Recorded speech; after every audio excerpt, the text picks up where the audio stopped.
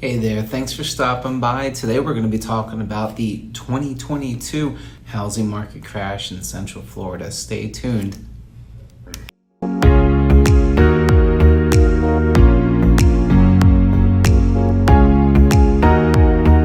Hey folks, this is Jim McQuade, your Central Florida real estate guru, real estate broker in the Central Florida area with the McQuade Home Team and Magnus Realty Group. On this channel, we talk about all kinds of things real estate related to Central Florida in particular, and interesting things, some tips and tricks as well. So thanks for stopping by. Today we're going to be talking about the 2022 housing market crash. I say quote unquote because a lot of people, it's almost like they want to see the housing market crash. If you watch my previous videos, I talk about how in 2019 it wasn't going to crash, 2020 it wasn't going to crash, 2021 it wasn't going to crash, when you had all these different high profile people going and saying it's going to crash, dum dum dum. Well, I can't speak for the rest of the country, but I can speak for Central Florida. I'm actively helping people buy and sell properties in the Central Florida area, and also a bit down in Miami and out on the coast. The biggest reason why the housing market here will not crash, it may plateau, it may adjust itself, it may go down slightly. We're right now seeing a slowdown where it's not quite as aggressive as a market for buyers, but we're not seeing anything that's going to go and show that it's going to go crashing down. If anything, right now it's an outstanding opportunity for buyers that have not been able to buy homes, pick up properties without having to go and fight off 24 offers and go $50,000 above appraised value or with no appraisal contingency at all. So the reason for this is before COVID started up, we started seeing this major trend, this massive invasion from the north. So, and in April of 2022, an article was released with statistics on tax dollars that were leaving certain states and moving to Florida.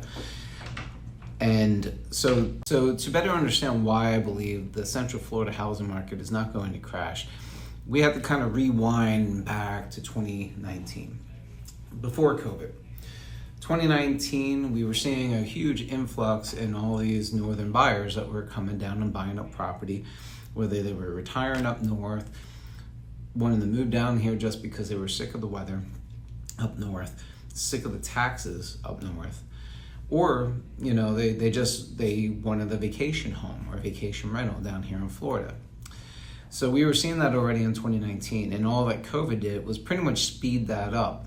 So the article that just was released in April, and keep in mind April is when we started seeing interest rates increasing, is that states in this order have been losing massive amounts of tax revenue in the billions. Number one loser is New York, and I'll put a link to this article as well in the comments.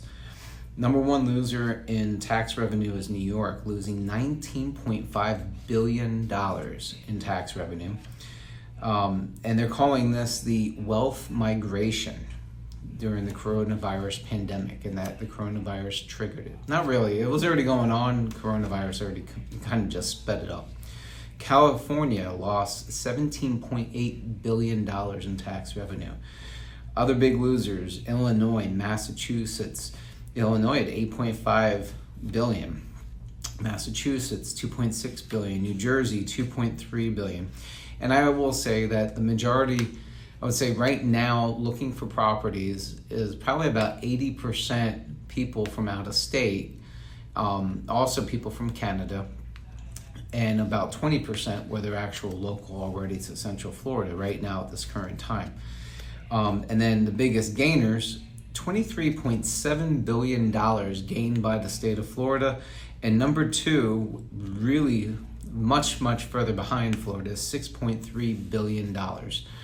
So that's not even that close. Okay, Arizona's in that range as well. They're right around the $6 billion mark as well.